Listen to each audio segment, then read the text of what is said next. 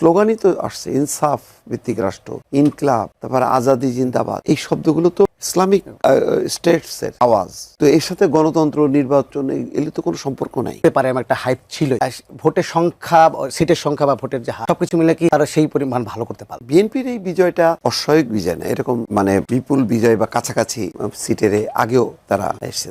2000 সর্বশেষ তারা 2001-এ তো 209 বোধহয়, তাই না? 209, হ্যাঁ এরকমই ছিল। তো এটা নতুন কিছু না, কিন্তু নতুন কিছু হচ্ছে ইসলামী জোটের যেই উত্থানটা, এটা বিস্ময়কর, অপ্রত্যাশিত।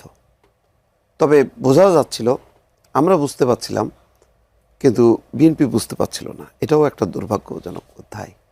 যদি বুঝতে পারতো তাহলে তারেক রহমানের 2 মাসের সফরটা এটা 12 মাস হইতে পারত।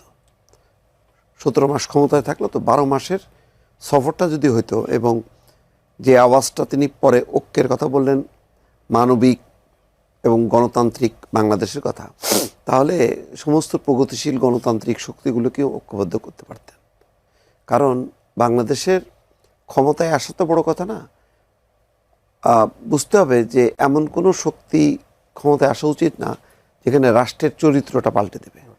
তা আমাদের রাষ্ট্রের চরিত্র, গণতন্ত্রের সংজ্ঞা সব কিছুই পাল্টে দিত, তাই না? দেখতেন না, স্লোগানই তো আসছে ইনসাফ ভিত্তিক রাষ্ট্র, ইনকলাব, তারপরে আজাদি জিন্দাবাদ।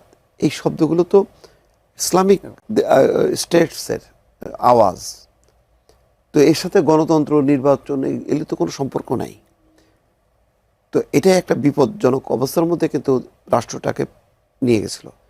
5ই আগস্টের পট পরিবর্তনের পর যে মুক্তিটা, সেই মুক্তিটা কিন্তু খুব দ্রুতই আমাদের মিলায় যাচ্ছিল তার 2-3 মাস পর থেকেই, যখন তৌহিদি জনতার নামে বিভিন্ন জায়গায় মব চলছিল, যখন মাজার, দরগা শরীফ ভাঙচুর হচ্ছিল। পরে ভয়ঙ্কর পরিস্থিতি দেখা গেল যে নুরাল পাগলার লাশটাকে তুলে নিয়ে যখন পোড়ানো হলো, তখন বোঝা যাচ্ছিল এটা একটা দানবীয় শক্তির একটা উত্থান হচ্ছে, ক্ষেত্র তৈরি হচ্ছে।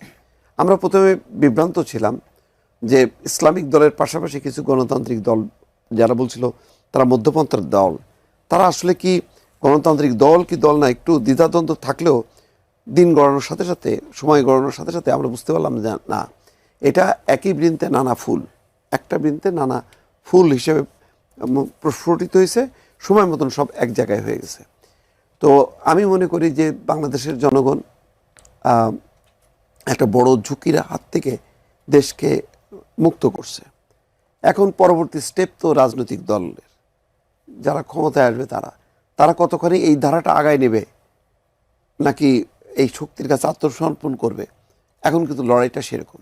সুতরাং এটা কোনো দলের লড়াই না, এটা আমি মনে করি যে বাংলাদেশে যদি গণতন্ত্র, স্বাধীনতা, মুক্তিযুদ্ধকে টিকায় রাখতে হয়, তাহলে যেমন তারা বলছিল যে এটা নির্বাচনী জোট, কিন্তু এখন দেখা গেল যে না, এটা আন্দোলনেরও জোট, রাজনৈতিক জোট, এবং তারা কর্মসূচি পালন করতেছে।